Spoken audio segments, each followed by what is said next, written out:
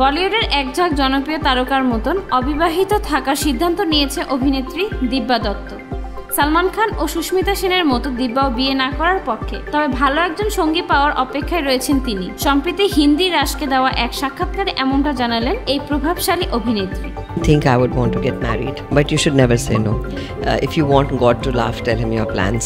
तो ये मेरा प्लान है, अब मुझे नहीं पता, लेकिन of course I'm very open to love, I'm very open to companionship, and that's my frame of mind right now. সেখানে দিব্যা বলেন, যদি মানসিকভাবে উপযুক্ত সঙ্গী পাই তবে বিয়েতে আপত্তি নেই, তবে না পেলেও জীবনে শান্তি রয়েছে। অকার্যকর সম্পর্ক থেকে নিজেকে হারানোর চেয়ে একা সময় কাটানো অনেক ভালো। আত্মসম্মান ধরে রাখা সম্পর্কের চেয়েও বড়। বিয়ে নিয়ে নিজের দৃষ্টিভঙ্গি জানিয়ে দিব্যা বলেন, আমি বিয়ে করতে চাই না, তবে এমন একজন সঙ্গী চাই যে আমার সফল সঙ্গী হতে পারে। এমন কেউ না থাকলেও আমার জীবনে আনন্দের অভাব নেই। একবার এক বন্ধু বলেছিল, তুমি এত সুন্দর, স্মার্ট, সংবেদনশীল, তবু বিয়ে করনি কেন? সম্ভবত আমি ওভার কোয়ালিফাইড।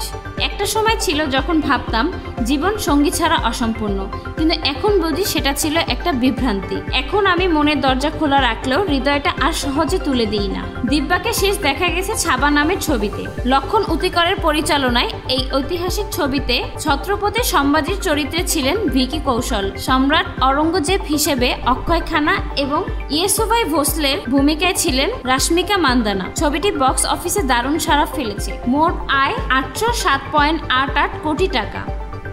বর্তমানে এটি দেখা হচ্ছে এটি দেখা যাচ্ছে নেটফ্লিক্সে। দিব্যার পরবর্তী ছবি নাস্তিক, যেখানে তার সঙ্গে রয়েছে অর্জুন রামপাল, ইহানা ধিলো ও হর্ষালি মালহোত্রা। ছবিটি পরিচালনা করেছেন শৈলেশ ভার্মা, তবে এখনো মুক্তির তারিখ প্রকাশ করা হয়নি। আরও ভিডিও পেতে চ্যানেলটি সাবস্ক্রাইব করে সাথে থাকুন। আখি, বিনোদন ডেস্ক, জনতার জাগরণ।